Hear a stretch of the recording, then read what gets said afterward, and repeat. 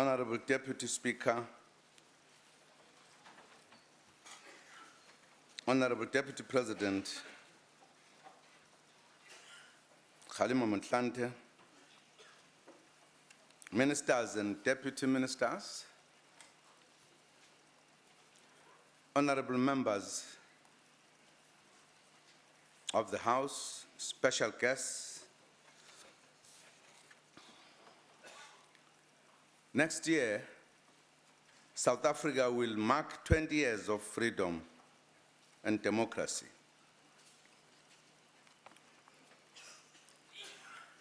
In celebrating this milestone, we'll recommit ourselves to achieving a truly united, non-racial, non-sexist, democratic, and prosperous society.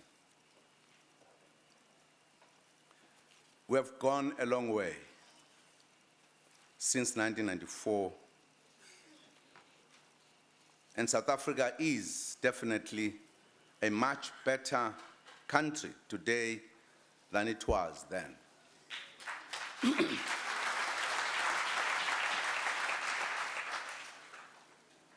We have a constitution that extends equal rights to all, born out of the experience of domination of one group by another and an oppressive state.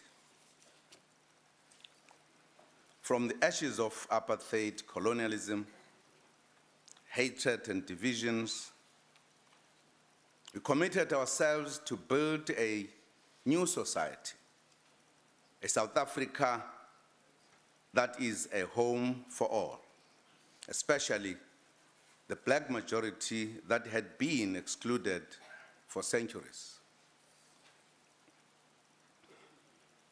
It has not been an easy road, as President Mandela told us in 1994, and it is a long road to the type of society we want to achieve. But we are getting there steadily. In the lendlela esihambayo.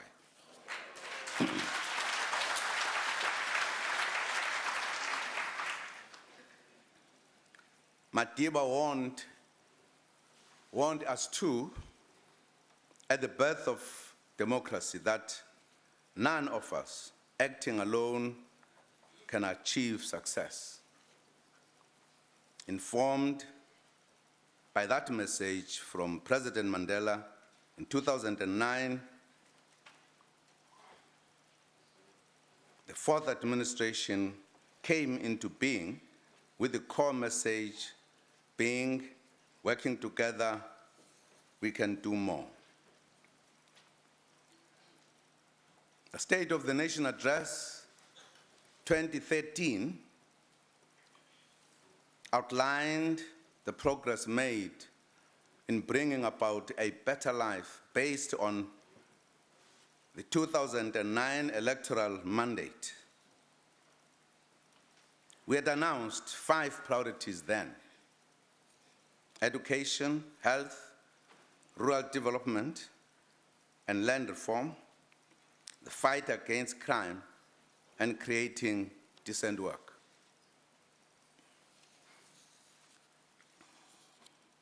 We gave an account of what government has done in implementing its 2009 to 2014 program of action. The economy is our biggest focal point, especially during this time of the global economic recession and slow economic growth, as outlined in the State of the Nation Address.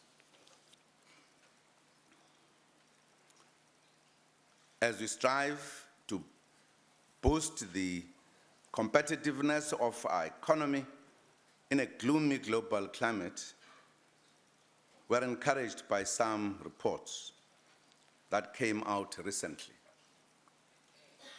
Last week, the global business and audit advisory firm, Grant Thornton, states that South Africa has maintained its position as a leading emerging economy of the African continent in terms of potential investment destination.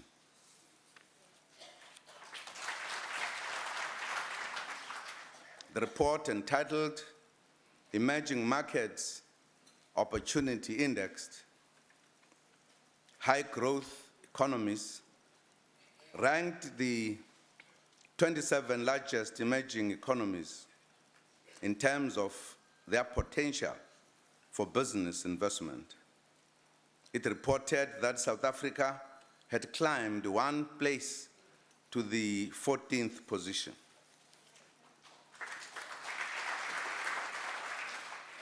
Ernst & Young, in its report, also said local economic fundamentals were sound and that a steady acceleration of growth over the medium term was expected. However, they also pointed out that the country's short-term economic challenges, such as the current account deficit and debt levels, needed to be addressed in the upcoming 2013 budget. The Minister of Finance will deliver the budget next Wednesday. According to an average weighting by the World Bank, Transparency International, and the World Economic Forum, besides others, South Africa is among the highest ranked emerging markets. More importantly, investors also realize these advantages and are continuing to invest in South Africa. Our tax relief incentives announced in 2011 have resulted in an increase in foreign direct investment. We can count the recent investment of 800 million rand in Boksburg by Unilever, which is one of their largest investments globally. The Swedes multinational Nestle has opened 2 new factories in the town of Babelegi, north of Pretoria.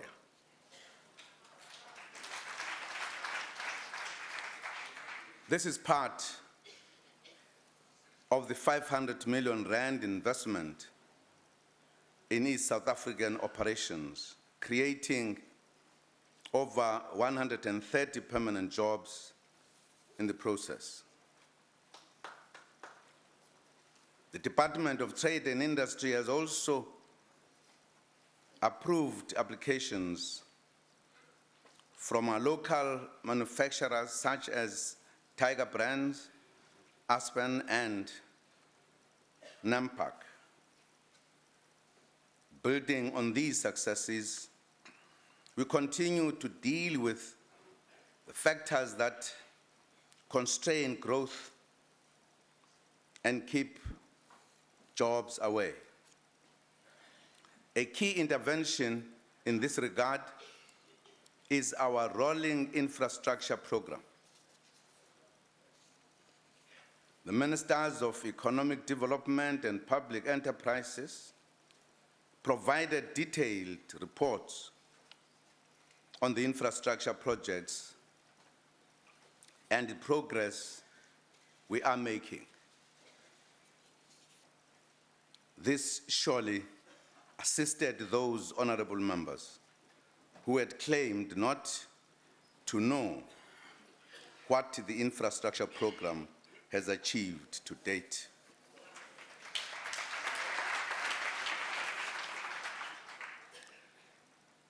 In line with the National Development Plan, we are also building partnerships to promote investments, support SMMEs, or to improve the energy supply as part of a further unlocking growth. We are also improving skills development, hence the expansion of the training of artisans and other scarce skills, as outlined by the Minister of Higher Education and Training.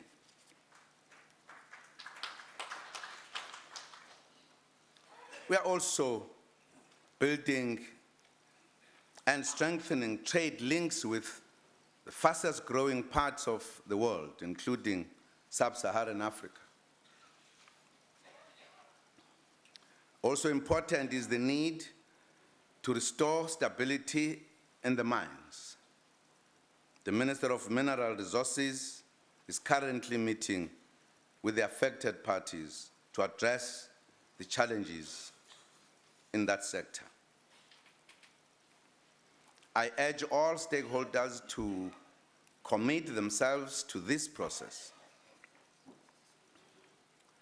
Youth unemployment has been raised sharply in the debate.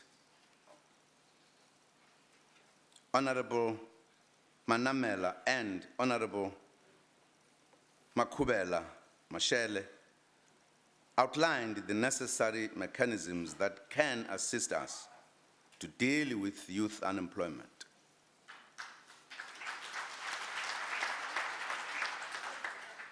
We come from a culture of engagement and seeking consensus on issues. It is for this reason that youth unemployment has been tabled at NEDLAC for discussion by social partners. They have discussed a broader range of youth unemployment incentive schemes. These incentives will complement the current short-term employment initiatives such as the expanded Public Works Program, the National Rural Youth Service Corps, the Community Work Program, programs within the South African National Defence Force, and many others. It is said that Honorable Adams has such a gloomy view of the country and youth development initiatives. Hopefully, she will soon join in and be part of finding solutions. Honorable members, let me emphasize that we are indeed very happy with the progress made in other priorities as well. For an example, in the health sector, the past trend of declining life expectancy has been reversed, and life expectancy is now firmly on an upward trend.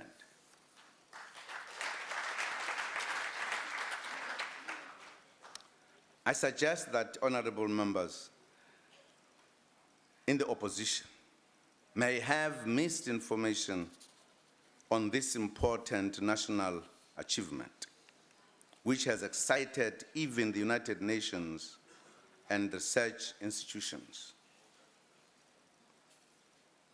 At the same time, the battle against the pandemic still continues, and we dare not become complacent.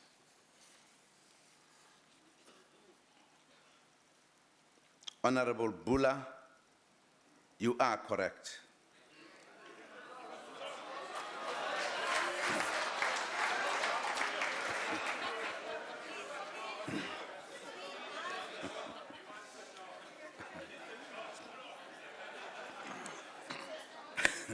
Order, order.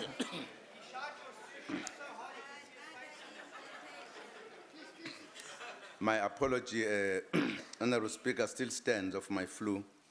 So if I keep on attending to it, akusho ukuzithanda nje. Uthi ngiyayiqhenya, no. I'm dealing with a problem.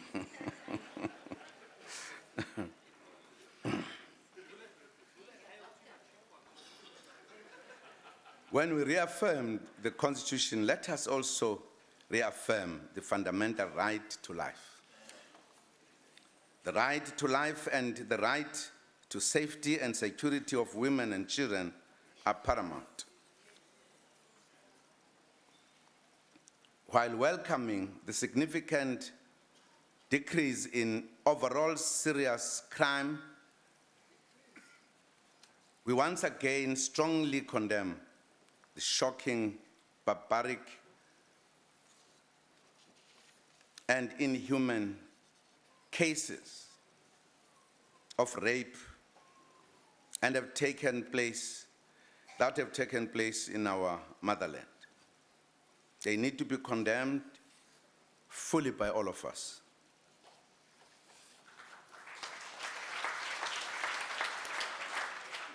Some of these have gone beyond women and girls, as there have been reports of boys being molested as well.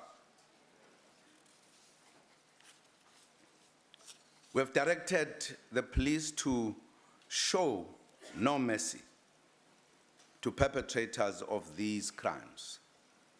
As outlined by Minister Hadebe in this debate, we will re-establish the sexual offences courts to complement the work of the sexual offences units in the South African Police Service.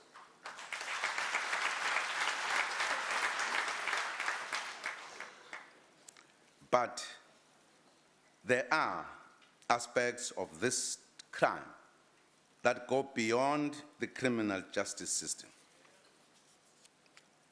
Honorable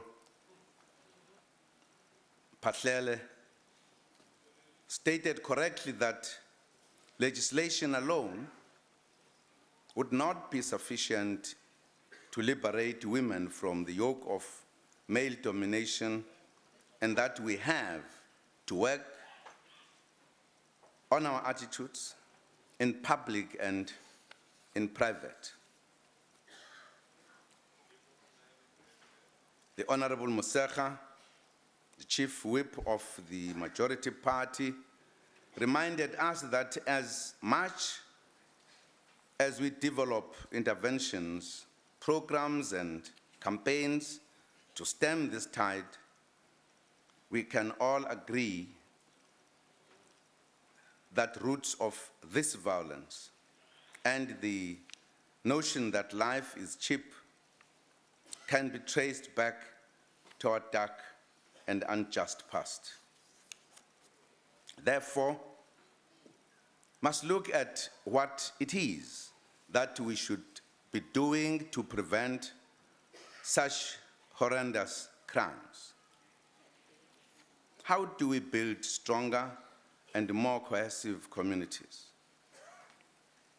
We also need to look at how we can promote values that define human beings, such as respect for human life, respect for the next person and their property, and basic Ubuntu and other values that cement the social fabric of our society. I met with religious leaders last year who raised the need for a national discussion, as they also felt something has seriously gone wrong in our society. As we head towards the 20th anniversary of our freedom, we need to look into this matter seriously as leaders.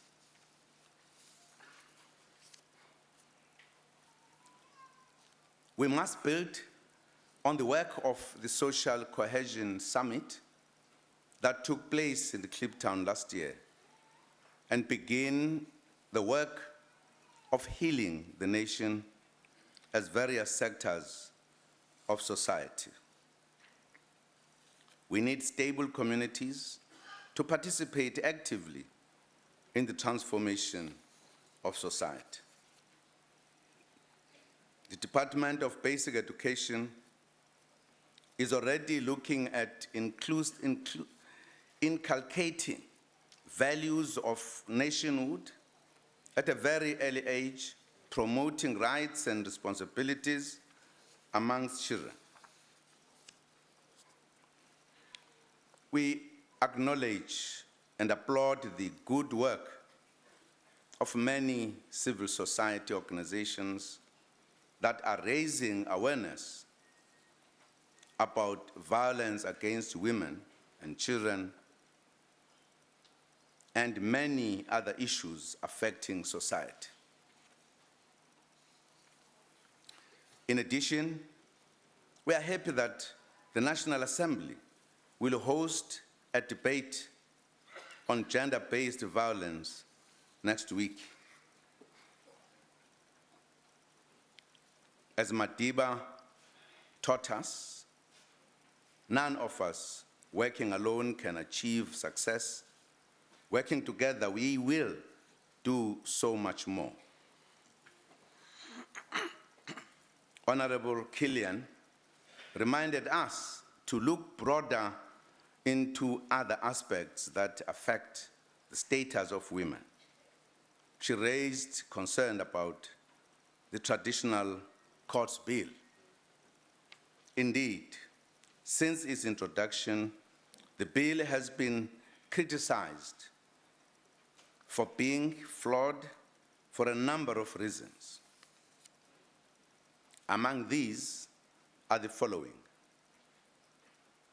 that it is unconstitutional in that it prohibits legal representation in traditional courts, that it does not contain provisions to ensure that women form part of the courts, nor does it go far enough to ensure that women can participate actively in the deliberations of the courts,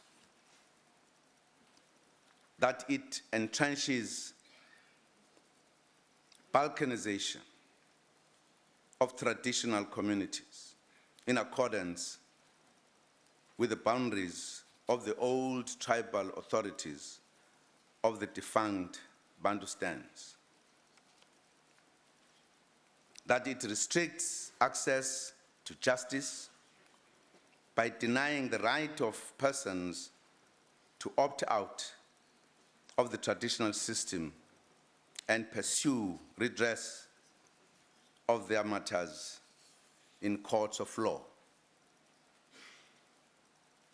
All these concerns and more should be addressed during the parliamentary processes, as the bill is currently before Parliament. In other words, we have an opportunity to look at this bill again from Parliament, and therefore deal with the matters we believe are matters that need to be rectified in it. So we are going to have an opportunity.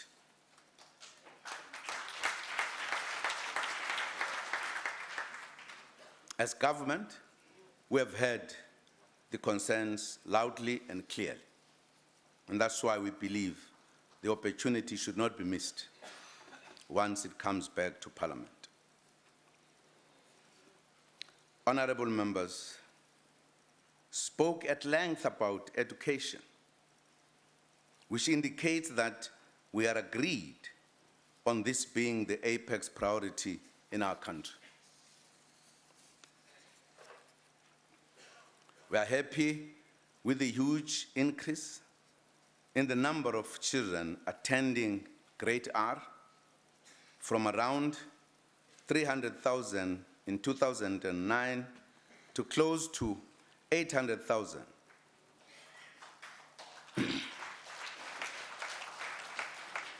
This demonstrates our determination to fix education from the foundations upwards. And we will certainly succeed to do so because we have examined what are the pitfalls, what are the problems of education, and we are now applying remedies. Honorable Shenge takes issue with the annual national assessment tests, which measure literacy and numeracy levels. The first annual results in 2011 supported our diagnosis that things needed to change in the basic education sector in order to produce better results. The Basic Education Delivery Agreement identified a number of required changes, including the introduction of workbooks and the training of teachers, which are being implemented.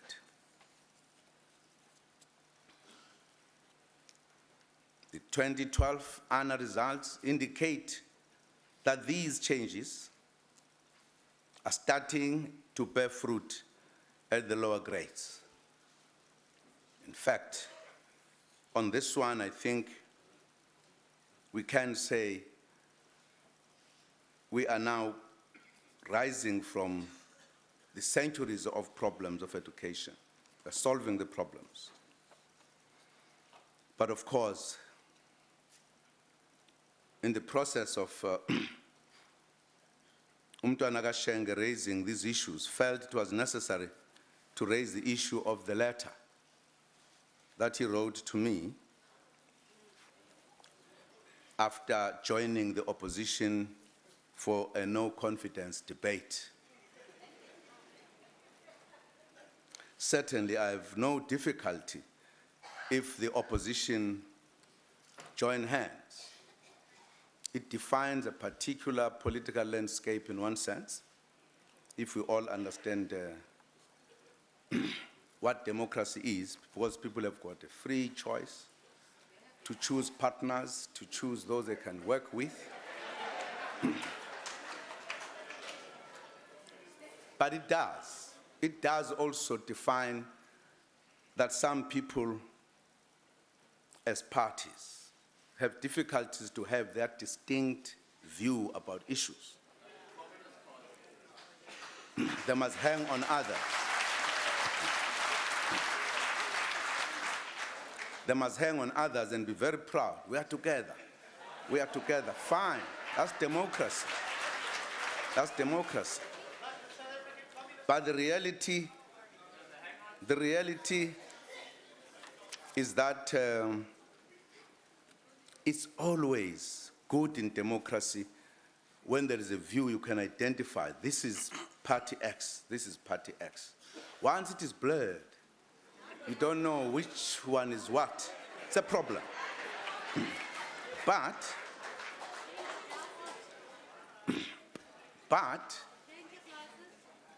the critical point, maybe before I come to my critical point, because I must explain to you, because we must differentiate an alliance, which is not in parliament, is not a party in parliament, and parties that are in parliament individually, brought here by those who voted for their programs. They come here, they push other people's programs.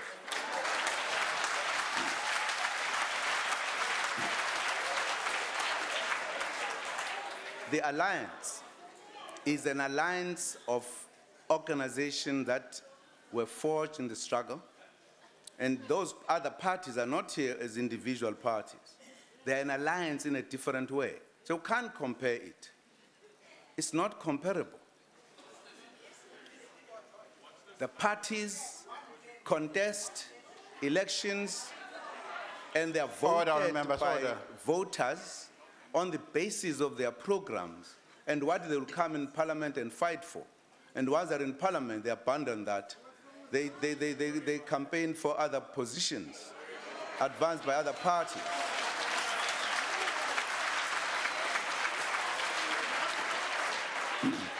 And I'm saying, leaving that aside, we are politicians. It paints a particular picture of the political landscape in the Parliament of South Africa.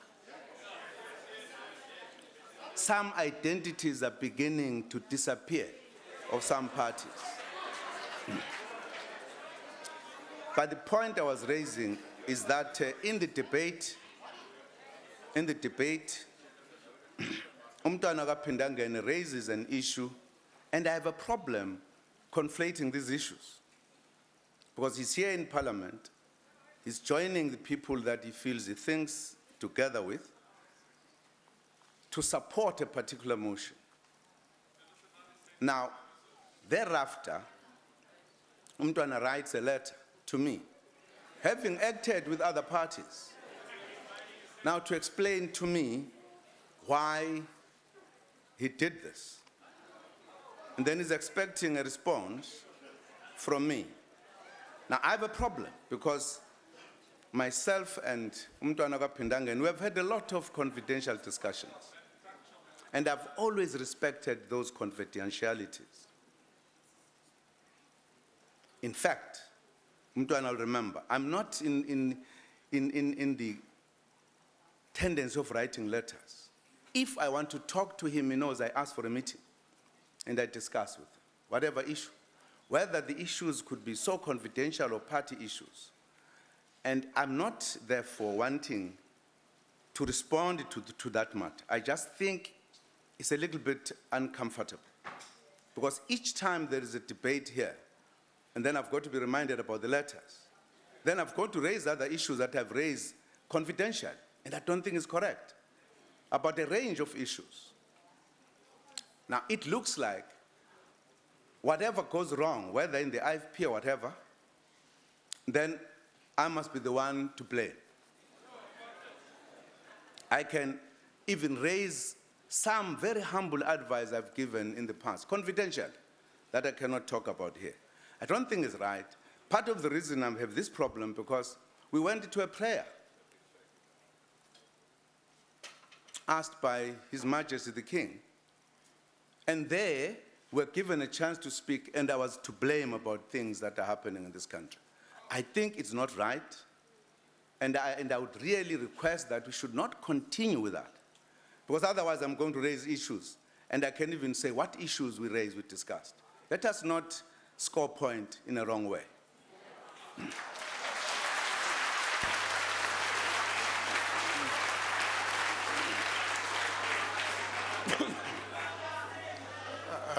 What point are you raising on, sir? Mr. Speaker, if His Excellency allows me, I just have two small questions to ask. No, I would rather didn't open a ask two discussion. questions. Pardon? I wouldn't want to open a discussion. We But want the the President to President has continue. noted that he gives me the permission. The President turned to you and nodded to you. In other words, he has no objection to it. Mr. President, you prepared to take a question? Yes, I am. Proceed, sir. No, I was merely saying that His Excellency, isn't it true that there were other letters that I wrote to His Excellency, in fact, congratulating the ANC on during the anniversary? I'm speaking to the President, not to you. During the anniversary of the ANC 90th anniversary, and I received not even a scrap.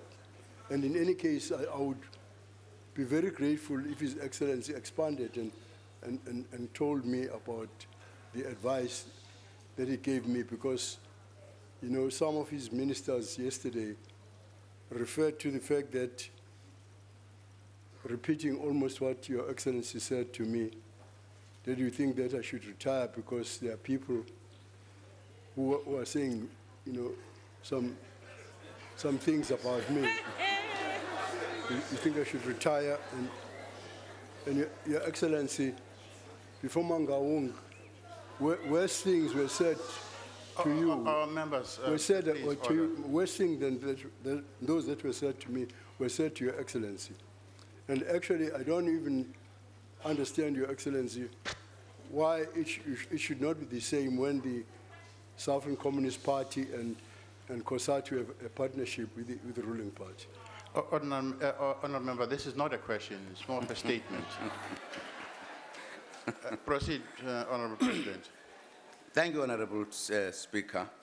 Certainly, as you correctly say, I thought there would be very serious questions, but it's just a comment on what has happened. Fine. I've said I don't want to discuss things we shall discuss in confidence. I'm not going to deviate.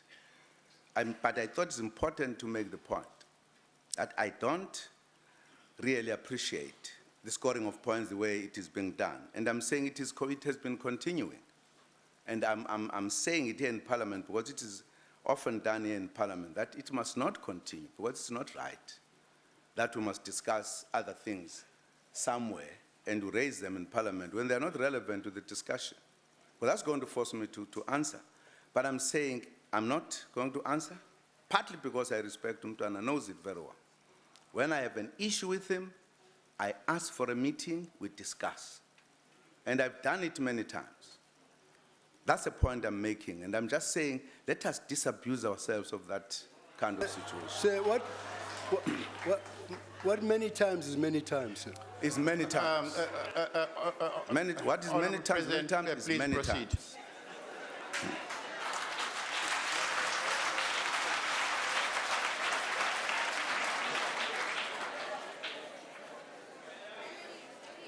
Honourable Speaker, we urge honourable members to work closely with schools in their constituencies and support them to ensure an improvement each year.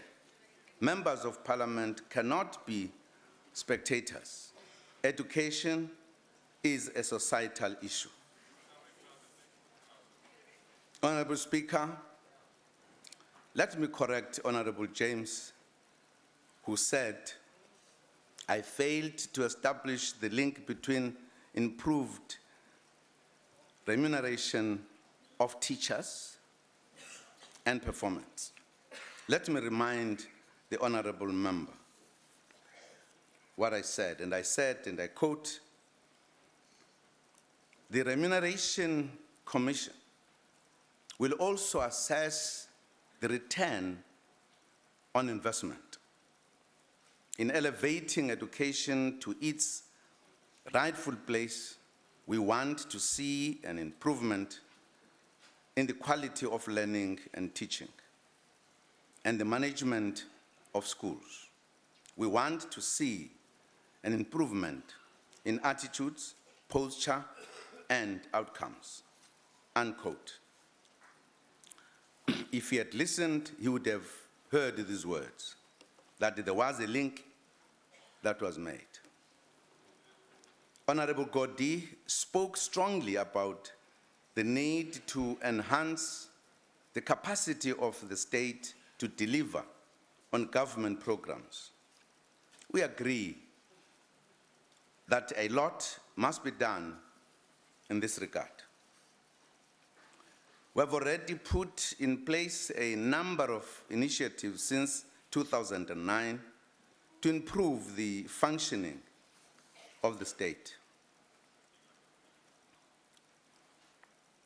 The monitoring of management practices by the Department of Performance Monitoring and Evaluation in my office is already starting to bear fruit in a number of areas. For an example, the average time taken to fill a funded vacancy in national and provincial departments has improved from 9 months in 2010 to 4 months in 2012.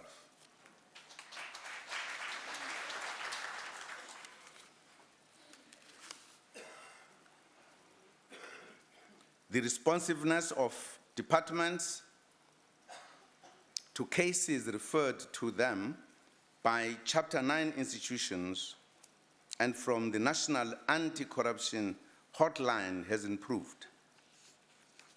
The average time taken to issue an ID, to issue an ID book has been reduced from about 150 days to about 30 days.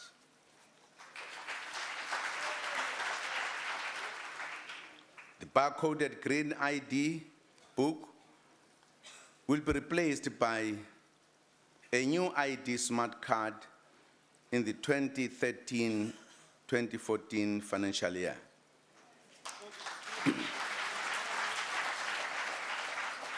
The smart card is intended to prevent fraud.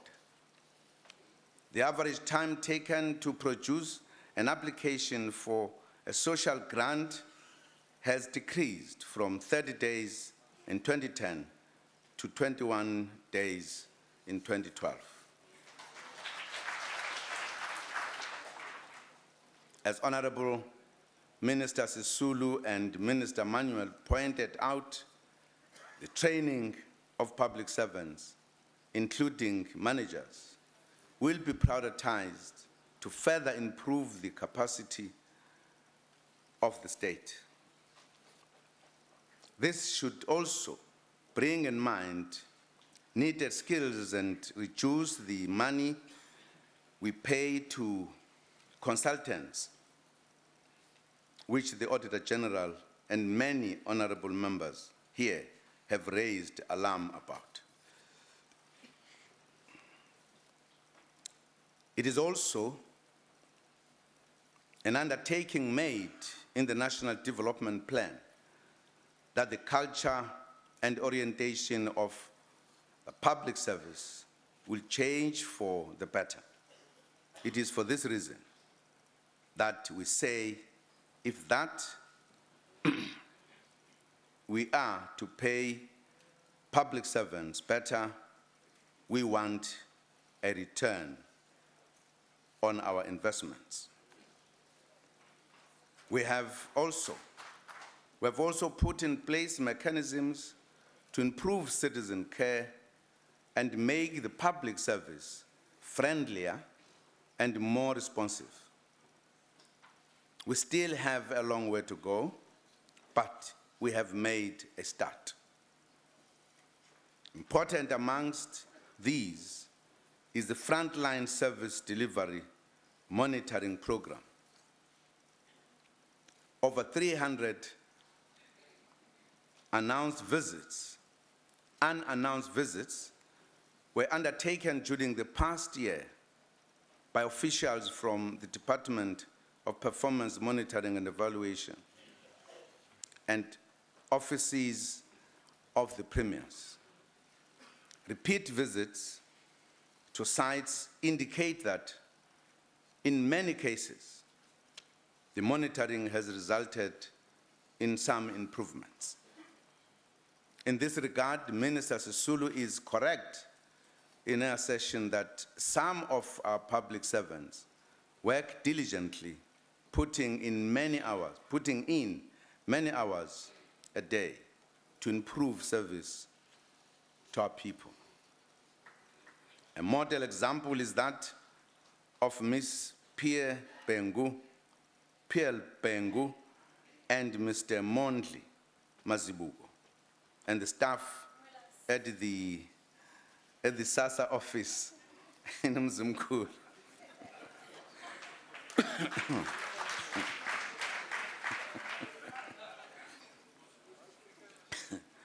After an unannounced visit, they acted on the findings and improved the queue management, provided chairs and a shelter for the waiting area, and ensured that toilet facilities were working.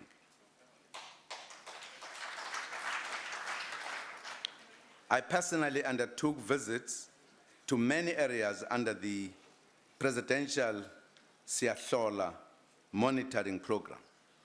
For an example, in Mzimkulu, we assessed the poor state of municipality services. In Ngobi village, in Hammanskraal, we went to check on the water delivery situation.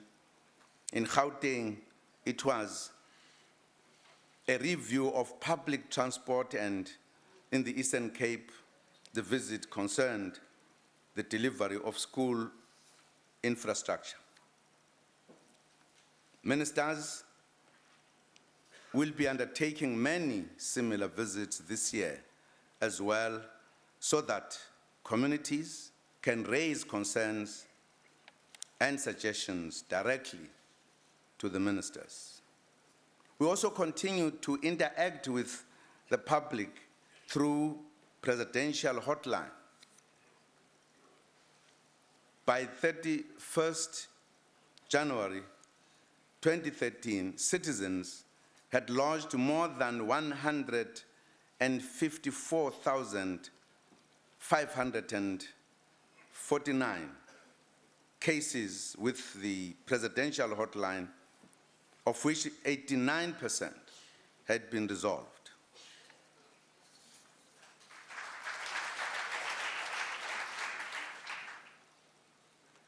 Mr. Sitiliban Mkoba from Tentane village, Butterworth, in the Eastern Cape, was able to obtain a wheelchair after calling the hotline on the 31st January 2013. Mr. Herbert Memela from Gauteng was paid by the Department of Energy for services rendered after the intervention of the hotline. There are many more examples of citizens who have been assisted. The culture of putting people first is being inculcated gradually. A better and more caring public service is possible, as illustrated by these cases. It should also be an inclusive public service with more women in senior positions, and also one which strives to achieve the 2% employment for people with disabilities.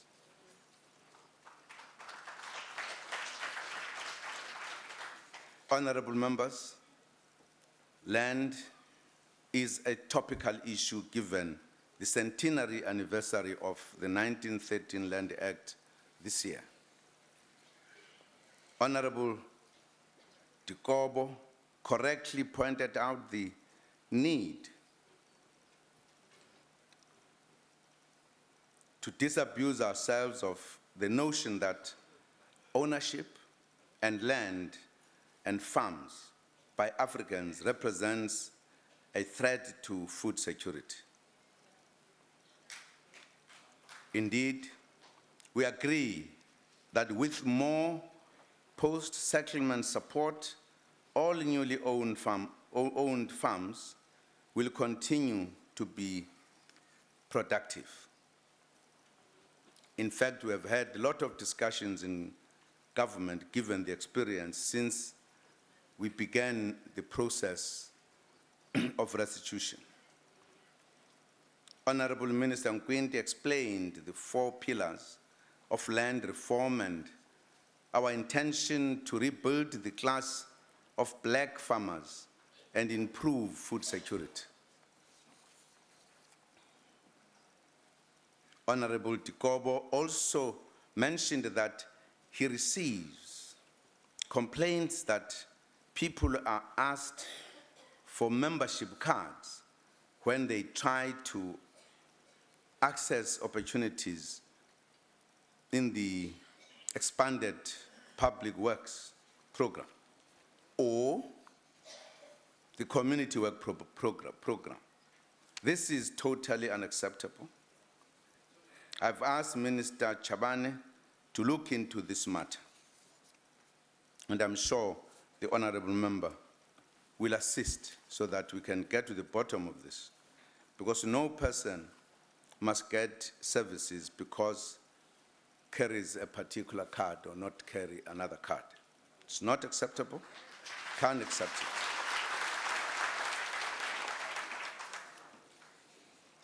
Honorable Mfundisi, we have noted your request for the Presidential Infrastructure Coordinating Commission to look into the Costa-Lichtenberg Road in Northwest.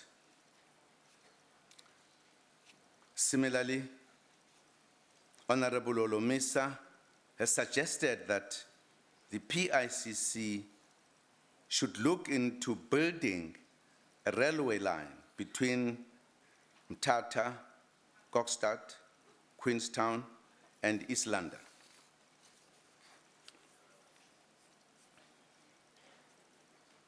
We noted that, Honorable Member, but I must also say, as a person who has been also listening to your debate in Parliament, you seem to be a member of Parliament that works for his constituency. Generally, you raise matters about your constituency, while other members are talking about anything under the sun. You really look after your constituency. I must appreciate that.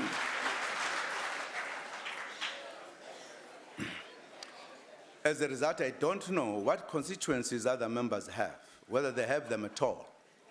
But thank you very much for being consistent for the people who sent you here. I've asked the chairperson of the PICC Management Committee, Minister Nkwinti, to look into both requests. Honorable Olomisa, I have also directed the Department of Basic Education to immediately look into the case of the Chadama Secondary School in Vembe District, Limpopo, whose principal wrote to the honorable member citing overcrowding and other facilities. In addition, Honorable Olomisa, I've been assured by the Department of Transport that the problems relating to the terminal building at Mthatha Airport are being attended to with a view to completing the building by April this year, as scheduled.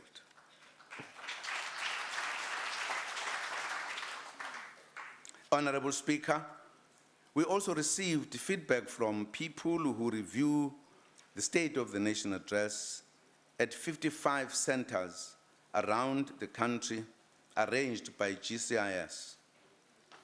The viewers were happy about the report back on various issues such as education, crime, fighting crime, rural development, and health. They wanted more focus on youth unemployment, education, housing, basic services, and more focus in rural development and sustainable jobs. Farm workers said they needed an assurance from the President that government has a plan to deal with the backlash from farmers following the increase in the national minimum wage of farm workers from 96 to 105 per day.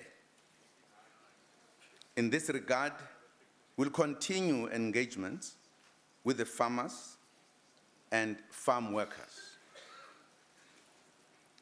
Many more issues were raised that will inform our communication program with the public going forward.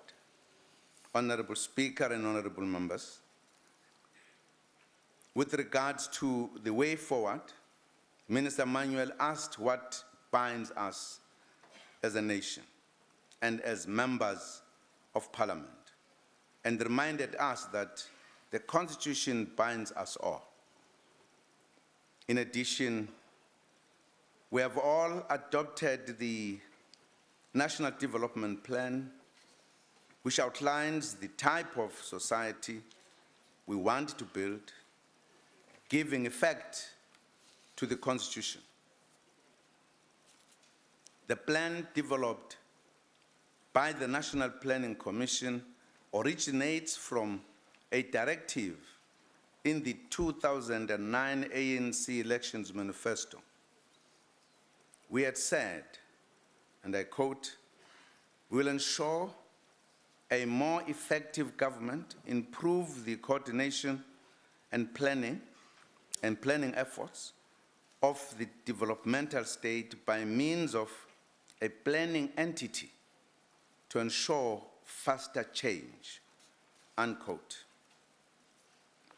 That planning entity was thus established in 2009 in the form of the National Planning Commission in the Presidency.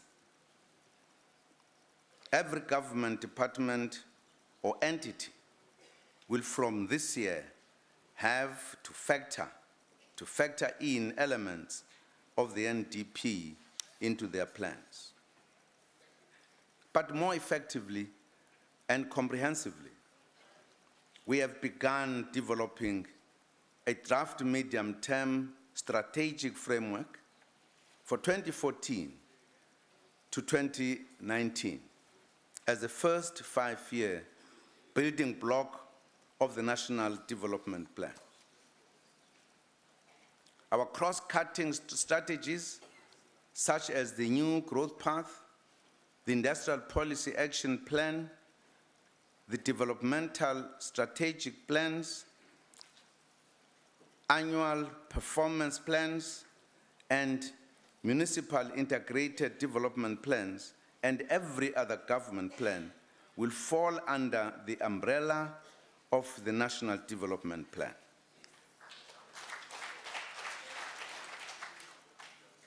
The framework will be precise and clear in identifying indicators and targets to be achieved in the period 2014 to 2019. The first draft of the 2014-2019 NDP aligned framework should be ready for a thorough discussion at the July Cabinet Lekgotla. This can then be refined so that it can be submitted to Cabinet for approval as soon as possible after the 1914 elections. We look forward to a new way of doing things and a new culture so that by 2030, we can say that we have arrived at the South Africa we all envisaged in 1994.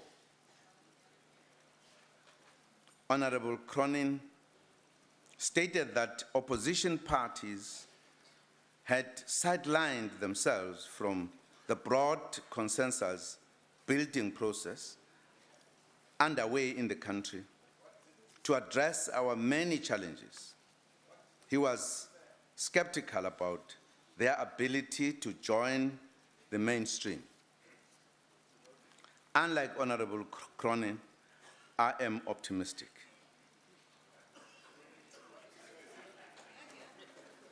I believe they will join the mainstream.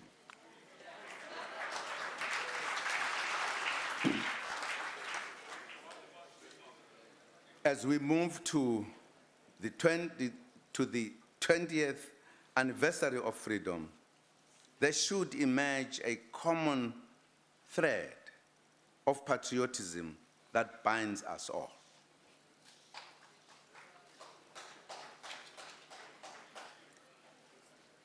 Even if we disagree on many things, or we are here as a ruling party and the opposition, but it is important that as parties, we identify common things that are national, strategic, that we can all rally around.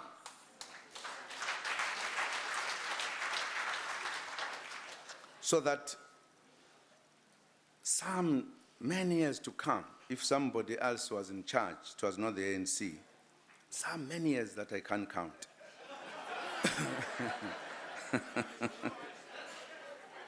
At least South Africa will be a country for all of us.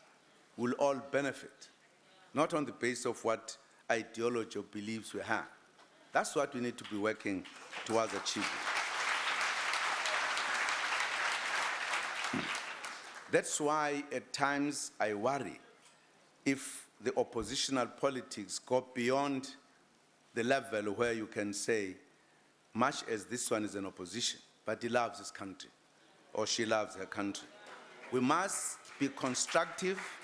We must help the country to move forward. Elections come and go, but we must build South Africa.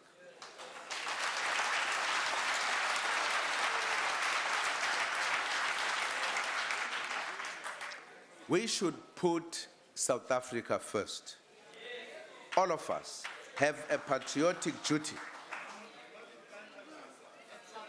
All of us have a patriotic duty and responsibility to build and promote our country.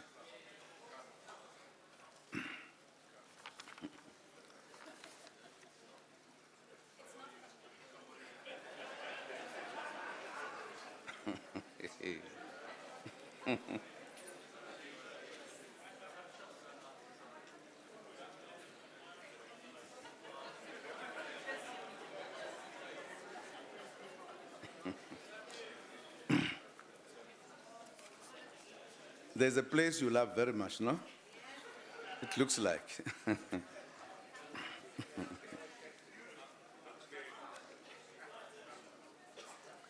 In other words, we should at times reduce rhetoric and grandstanding, because all of those can be things that we can do in our luxury time. But if we deal with the matters of the country, of the nation, we need to bring that seriousness about where we are going.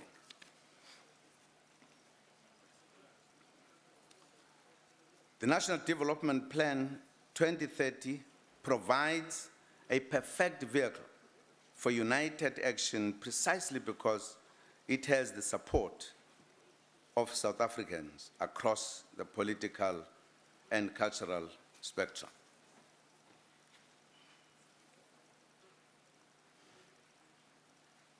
Leaders in every venue should be ready to rise above sectional interests and with greater maturity pull together to take this country forward.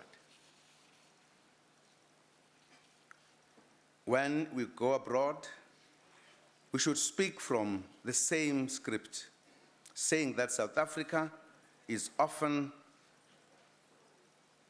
a good country, always, and indeed is a destination for investment. It is an open country, open to business, and South Africa is the best destination indeed for any visitor who is serious about returns on their investment.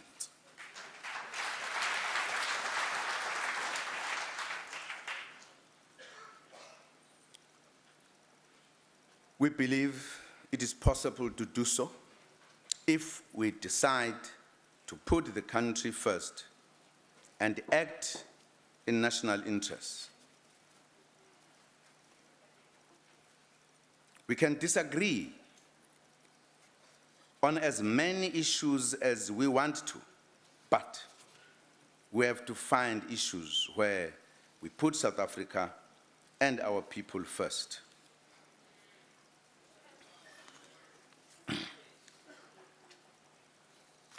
Honorable Speaker, I must have, when I was talking about elections, talked about 1914. It's 2014. I must correct that for the Hansard purposes, so that I did not declare a different date.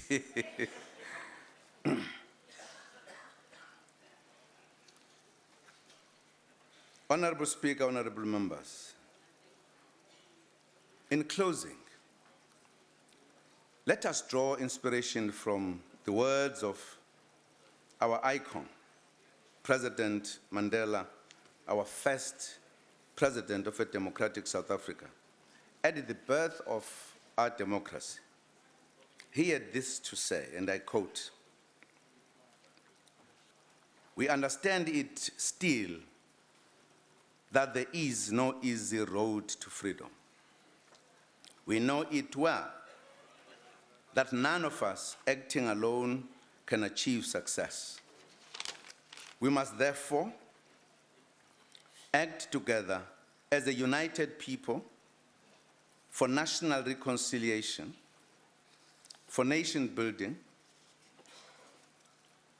for the birth of a new world. Let there be justice for all. Let there be peace for all. Let there be work, bread, water, and salt for all.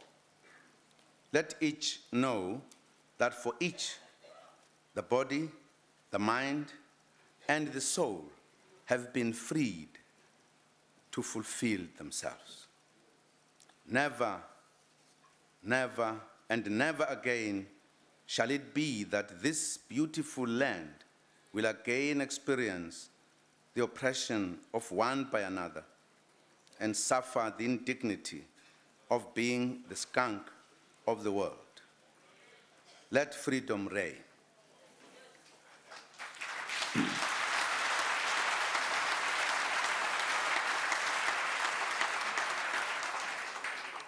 The sun shall never set on so glorious a human achievement. God bless Africa, unquote. Thank you, Honorable Speaker.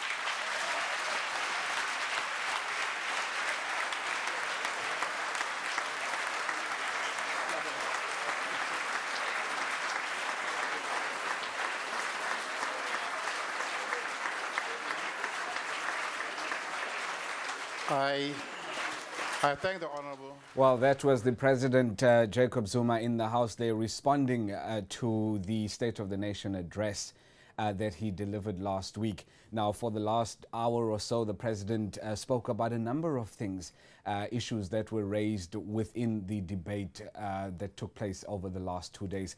I am still joined by the SABC's political editor, Mr. Ebi Makwe. Sir, now that the President has responded, did he say what you thought he would? I think above all, Lucanio, and thanks for having me once again here, is the humility with which the President appears to answer the questions which have been raised by the oppositions over the last 2 days in Parliament. And that humility manifested himself in just the amiable, affable manner in which he came across. Now, whether you agree or you disagree with his answers, I think for most people, and it's human nature, it is often not the content so much, but the manner in which things are said that have a more bigger, serious bearing into the manner in which they are received. So I think from that standpoint itself, the President would have done very well by humbling himself as a servant of his colleagues in Parliament. And I thought that was quite eminent in the manner in which he dealt with the answers. And above all, for him from time to time to mention the names of the leaders of the oppositions by name and pausing to deal specifically with their questions, I think that also will say to their constituencies, wherever they are all over the country, that here's the President of the African National Congress,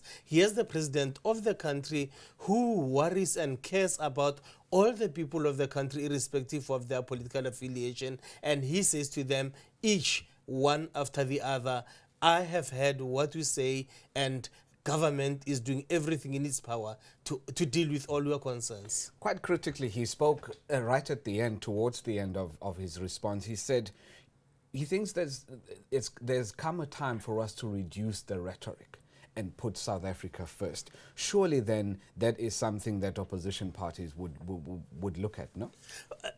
That's quite disarming coming from the leader of the official ruling party. That's quite disarming coming from the president of the country, because what he's saying here is that even if I try to answer you and you still disagree, remember that for all of us in parliament, there is a greater demand, there's a greater responsibility on all our shoulders, and that responsibility is not to our parties. It is to the country, it is to all the people of South Africa, and let us put our differences sometimes aside and put South Africa first. And I think that alone is a very fundamental point. But do you think opposition parties will take him up on that? It doesn't matter whether they do or they don't, but all opposition parties, by their very nature, they'll tell you that the reason they're pursuant of some of the things that the ANC and the presidency does is because they follow them so much to the end, because they want things to be done better. So I believe every party serving in the South African parliament is a party that will stand on any platform and say they put South Africa first, they put the people first. So I think whether they officially say to the president, let's join hands and do things together, or they don't, they will still say they're in pursuit of the same goals, even if it may be from different angles.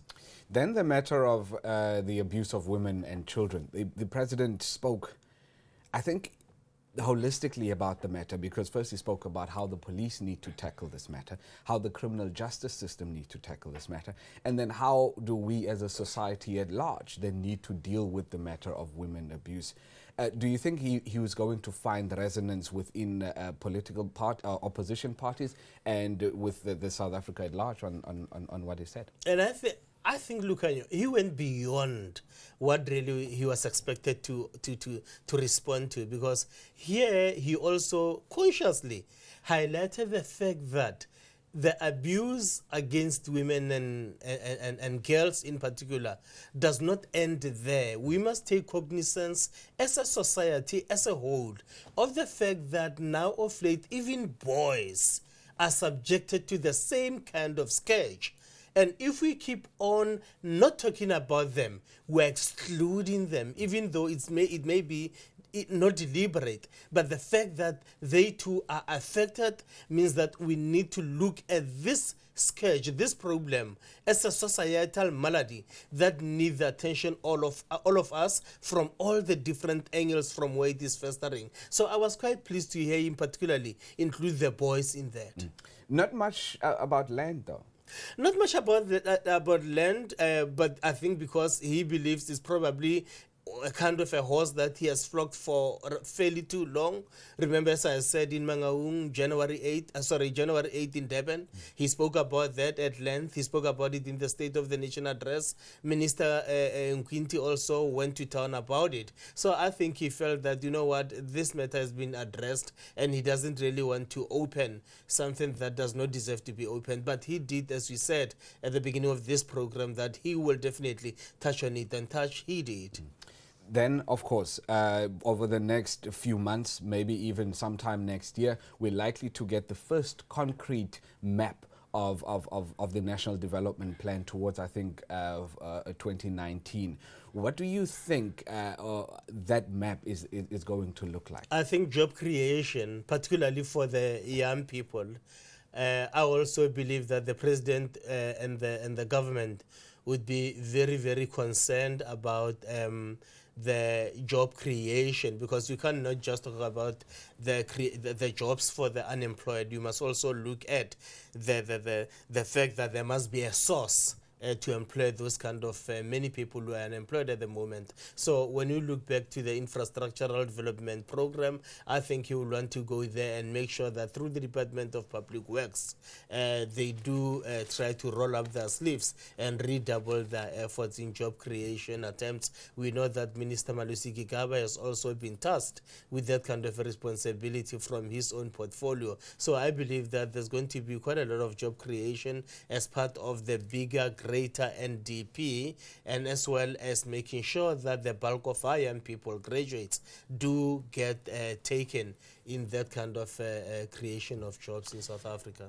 The president then touched on the issue of the traditional courts bill. There were calls in Parliament as well as outside that it should be scrapped, but the president spoke on it today. Your opinion on what he said?